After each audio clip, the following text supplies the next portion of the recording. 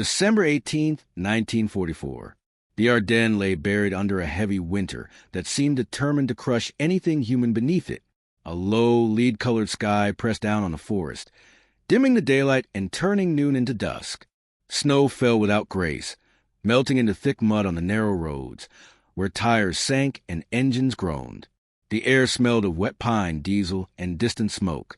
Somewhere beyond the trees, artillery rumbled like slow thunder, a reminder that the silence here was only temporary. The army truck moved forward in low gear, its canvas side stiff with ice. Behind the wheel sat Private First Class Daniel Mercer, a driver assigned to the transport columns. He was 26, thin, with rough hands shaped by factory work long before the war. He had learned machines early, not from manuals, but from watching belts spin and pistons move in his father's shop. Officers rarely noticed him. To them, he was only a driver, another body filling a seat, another name on a list. Mercer's eyes stayed fixed on the road ahead. Mud swallowed the ruts, and snow hid the edges. Every turn demanded care. Inside his coat, close to his chest, he felt the folded paper in his pocket. The map was cheap, its corners soft and torn, bought months earlier at a roadside shop in France. It was not official. No stamp, no signature. Just lines, names, and pencil marks he had added himself during endless runs through forgotten roads and half-used supply paths. As the truck crawled forward, Mercer's thoughts drifted where they often did in moments like this. He saw his brother's face, years earlier lit by factory lights. A broken chain, a scream, the sound of metal tearing flesh. He had not been there that night. He had chosen overtime instead of the late shift his brother took. The guilt had stayed, heavy and permanent. When he enlisted, he made a promise without words, never fail again when lives depended on him. Ahead, the column slowed. Brake lights glowed dull red through falling snow. Orders were being shouted up and down the line, confused, clipped, uncertain. German forces had pushed hard, cutting deep into Allied lines. The 101st Airborne was surrounded. Everyone knew it, though no one said it out loud. The advance had to move now, before the roads froze solid or the enemy closed the last gaps. Mercer listened as officers argued beside the road, their maps spread over a Jeep hood, paper flapping in the wind. The maps were clean and expensive, printed far from his forest. Mercer could see the problem instantly. The route marked in bold lines led straight through low ground, now a killing zone. He had driven there 2 weeks earlier. The forest thinned, the road narrowed, and enemy guns had clear sight lines. In this weather, it would be a trap. His hands tightened on the wheel. He felt the weight of rank pressing down, invisible but firm. Drivers did not question routes. Drivers followed orders. Yet the road ahead felt wrong, in a way no command ever could. The wind shifted, carrying a distant crack of gunfire. Time was bleeding away, minute by minute. Mercer glanced down, just for a second, and touched the folded map in his pocket. Pencil lines, small notes, forgotten trails, paths learned the hard way. No one else believed in it. No one else needed to. The column lurched forward again.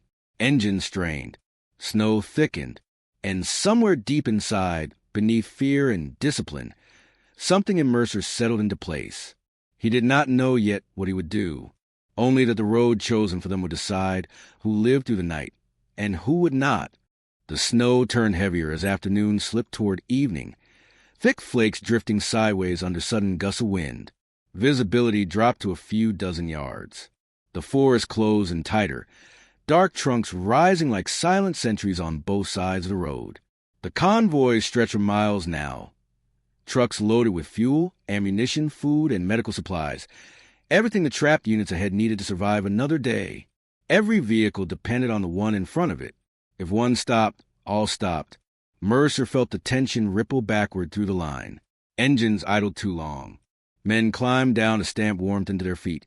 Shoulders hunched, rifles slung low. Officers moved nervously, radios crackling with fragments of orders that contradicted each other. One voice insisted the main road must be held. Another warned of enemy armor, reported nearby. No one could confirm anything. The weather swallowed signals as easily as it swallowed sound. Mercer remembered another winter long before the war. He and his brother had walked home from the factory during a snowstorm, laughing at nothing, boots soaked, hands numb. His brother had always trusted Mercer's sense of direction. "You don't read maps," he once said. "You read the ground." The memory cut deep now, sharp and sudden, but it also steadied him. He felt the forest the same way. How the wind moved through it, how the ground dipped and rose beneath the snow. The lead vehicles began turning onto the official route, a wider road that bent east. Mercer's chest tightened. He knew that road. It sank into a shallow valley where melting snow turned earth into thick glue. Trucks bogged down there even in good weather. And beyond it, a long, straight stretch exposed the high ground, perfect for enemy guns. He pulled his truck to a stop, heart hammering. This was the moment where everything could break. Disobeying orders meant court-martial, demotion, disgrace. He had seen men vanish for less. He was nobody important.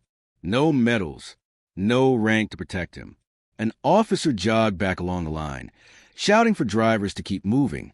When he reached Mercer's door, his face was red with cold and frustration. "What's the holdup?" he demanded. Mercer swallowed.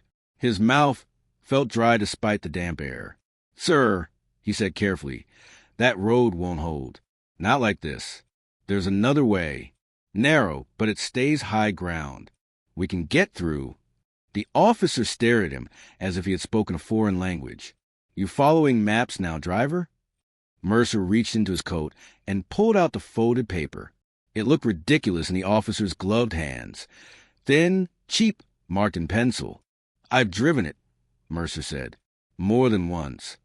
For a long second, the only sound was wind and distant artillery. The officer looked from the map to the dark forest ahead. Behind them, engines idled, burning fuel they could not spare. Time pressed in from every side. "This isn't authorized," the officer said finally. "I know, sir." Another explosion echoed far off, closer than before. The officer exhaled slowly.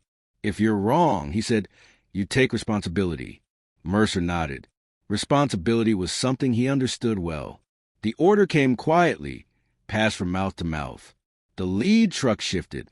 Tires turned. One by one. The convoy followed Mercer off the main road and into a narrow, half-forgotten track, swallowed by trees. Branches scraped canvas. Mud sucked at wheels. The path was barely wide enough, barely real at all. Mercer leaned forward, reading every sign. The way snow drifted thinner over packed ground, the subtle slope that promised drainage instead of mud. Darkness fell fast. Headlights stayed low. Somewhere in the trees, the enemy waited, but the convoy kept moving. Every mile cost them something. Fuel dropped. Nerves frayed. Doubt crept in. Yet the road held. And as night closed fully over the Ardennes, Mercer drove on, knowing there would be no turning back now for him or for anyone following his tracks. Night settled hard and complete over the forest, the kind of darkness that swallowed distance and depth until the world shrank to whatever the headlights touched. Snow thickened again, driven by wind that cut through coats and gloves as if they were paper. The narrow trail twisted through trees, rising and falling in slow, uneven rhythms. Mercer kept both hands locked on the wheel, his shoulders tight, his eyes burning from strain. Behind him, dozens of trucks followed in silence broken only by engines and the creak of strained suspensions. No one spoke on the radios unless they had to. Words felt dangerous now. Every unnecessary sound seemed like an invitation to be found. Mercer's mind worked constantly, measuring risk with instinct rather than numbers. He felt the ground through the steering wheel. When the tires slipped, he eased off. When the road climbed, he fed the engine gently, careful not to dig in too deep. He remembered other nights, driving alone with blackout lights, learning these forgotten paths while officers slept in heated quarters. Back then, it had only been a job. Tonight, it felt like fate closing in. Fear came in waves. Sometimes it was sharp, like the sudden thought of an enemy patrol just beyond the tree line. Other times it was heavy and slow, the fear of being wrong, of having let everyone into nowhere. With every mile, Mercer imagined the moment when the trail might simply end, swallowed by forest or blocked by fallen trees. He pictured officers turning on him, the weight of blame settling fully on his shoulders. And beneath it all was his brother's memory, quiet but constant. The promise not to fail again pressed harder now than any regulation. A sudden crack echoed from the left. Rifle fire, close enough to hear the snap. Mercer ducked instinctively, though there was nowhere to hide inside the cab. Another shot followed, then another, scattered and uncertain. Someone up ahead shouted. Trucks braked. The convoy threatened to bunch up, vulnerable and exposed. Mercer leaned out the window, shouting back down the line. Keep moving. Don't stop. His voice sounded strange to his own ears, louder than he felt inside. The firing stopped as abruptly as it had begun. Likely a nervous enemy patrol, just as cold and scared as they were. Or worse, scouts pulling back to report. Either way, staying still would kill them faster than moving. The trail narrowed further, hugging a ridgeline where the wind scoured snow away, exposing frozen earth beneath. Mercer took it as a sign. High ground. Just like he remembered, he adjusted course by inches, guiding the truck around a bend so tight the rear wheels nearly slid into a shallow drop. Time lost meaning. The clock on the dashboard felt like a lie. What mattered was distance, how much force remained between them, and the main road beyond the enemy's worst positions. Radios crackled again with urgency now. Reports filtered back, German armor shifting, artillery repositioning. The window for a breakthrough was closing. Then, finally, the trees began to thin. Mercer saw it first as a change in sound. The forest wind softened. The road flattened. The darkness ahead opened slightly, revealing a wider stretch of ground. He felt something inside him loosen, just a little. They emerged onto a secondary road, battered but intact, running west toward friendly lines. The convoy rolled forward, one by one, like survivors crawling out of deep water. Engines picked up speed. Men let out breaths they hadn't realized they were holding. There was no cheering, no celebration, only motion. The trucks pressed on, carrying what they carried toward units that were running out of time. Mercer stayed at the wheel, eyes forward, hands steady. He knew the hardest part was not over yet. Daylight would bring air attacks. Enemy guns still waited ahead, but the impossible stretch was behind them. And for the first time that night, he allowed himself to believe that the path he had chosen, cheap map, pencil lines, and all, had been the right one. Dawn came slowly, reluctantly, as if the sky itself hesitated to look upon what the night had spared. A pale gray light seeped through the clouds, flattening the world into shades of ash and steel. The convoy moved faster now, engines louder, confidence returning in cautious fragments. Exhaust hung low over the road, mixing with the cold until the air tasted sharp and metallic. Mercer felt the change before he saw it. The road ahead widened, tire tracks multiplying, signs of heavier traffic pressed into frozen mud. Friendly routes, familiar chaos. The distant thunder of artillery grew steadier, closer, no longer a warning but a rhythm. They were nearing the forward elements, the edge where supply met survival. Radios came alive with clearer voices. Command sharpened. Orders aligned at last.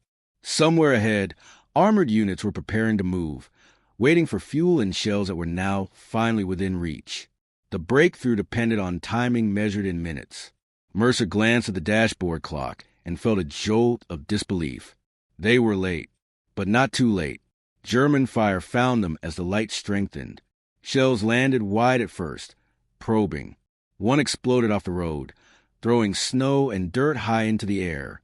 Trucks swerved but kept moving. There was no panic now, only grim focus.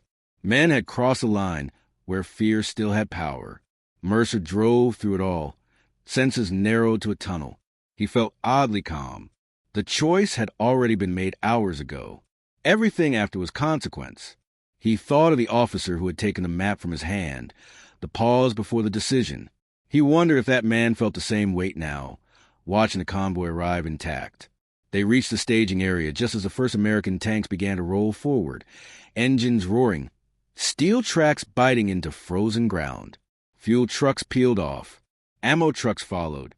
The machinery of counterattack clicked into place with brutal efficiency. Officers shouted, not in confusion now, but in command. No one looked at Mercer. No one needed to. His job was done. He parked the truck, were directed and cut the engine. The sudden silence inside the cab felt unreal. His hands trembled as he rested them on the wheel. Only then did exhaustion crash over him, heavy and total. He climbed down slowly, boots sinking into churned mud and snow. Nearby, soldiers unloaded crates with desperate speed. A tank crew waved as fuel hoses connected. Somewhere beyond the trees, the attack began. The sound was enormous, rolling and continuous, a wall of force pushing east. The course of the battle shifted not with speeches or flags, but with engines starting on time. Mercer stepped aside unnoticed and leaned against the cold metal of his truck. He reached into his coat and felt the folded map still there, damp but intact. He did not open it. He did not need to. Its work was finished. He thought of his brother again, not the accident this time, but the way he used a smile when a problem finally made sense. Mercer felt that same quiet clarity now. No triumph, no pride, just the knowledge that he had not failed when it mattered. As officers gathered in heated tents to argue next moves and rewrite plans, Mercer found a bucket of icy water and began scrubbing the thick mud from his boots. Each stroke revealed leather beneath, scarred but solid. Around him, the war pressed on. The tanks moved out. The line held. The advance began. And Daniel Mercer, driver, stood alone with cold hands and a $2 map folded in his pocket, knowing that sometimes the smallest, cheapest things could carry the heaviest weight. The days that followed blurred together under the same gray sky, the same biting cold. The counterattack pushed forward, slow at first, then with gathering strength. Reports traveled backward along the roads Mercer had helped open. Enemy units falling back, pressure easing, the encirclement breaking. Names of towns surfaced in conversations, then disappeared again beneath new priorities. Strategies shifted. Lines on maps were erased and redrawn by higher hands. Mercer returned to driving the next morning as if nothing had changed. Another truck, another load, another stretch of road. The war did not pause to recognize small hinges on which it turned. Officers passed him without a glance. New orders came down, clean and confident now that the worst had been survived. The chaos of that night was already being absorbed into official language, smoothed into phrases like logistical adjustment and timely resupply. He heard rumors and fragments. Someone said the rout had been unexpected but effective. Someone else claimed headquarters had anticipated it all along. Mercer listened without reaction. He had learned long ago that truth often traveled poorly once it left the ground. At night, when the engines were silent and the cold crept into bones, Mercer lay awake under thin blankets and replayed the hours in his mind, not with fear anymore, but with a strange distance, as if watching another man drive through the forest. He noticed details he had missed then, the way doubt had risen and fallen, the moment fear stopped guiding him and simply followed behind. He understood now that courage had not felt loud or heroic. It had felt practical, necessary, almost dull. One evening, as he cleaned his gear by a fire barrel, an officer he did not recognize paused nearby. The man studied Mercer for a moment, then nodded once, brief and restrained. "That road," he said. "It mattered." Mercer met his eyes and nodded back. Nothing more was said. The officer walked on. That was all. Weeks later, as winter slowly loosened its grip, Mercer stood again washing mud from his boots. The water was cold, numbing. The leather was cracked, worn thin in places, but it held. He reached into his coat and unfolded the map at last. The pencil marks were smudged now, corners torn. It looked even more fragile than before. He refolded it carefully and slipped it back into his pocket. The war would continue without him being named in reports or remembered in speeches. History would move forward carried by generals' divisions, dates, and arrows on clean paper. But somewhere between those lines lived the quiet truth Mercer carried with him, that systems, no matter how rigid, still depended on people who could see what lay just beyond their edges. As he laced his boots and prepared for another day, Mercer felt no need for medals. The promise he had made to himself had been kept. When the moment came, he had not failed. And for him, that was enough. Under a clearing sky, engines started again. Trucks rolled forward. And with them went the unseen courage of a man, a forest road, and a cheap piece of paper that had helped move an army when it mattered most.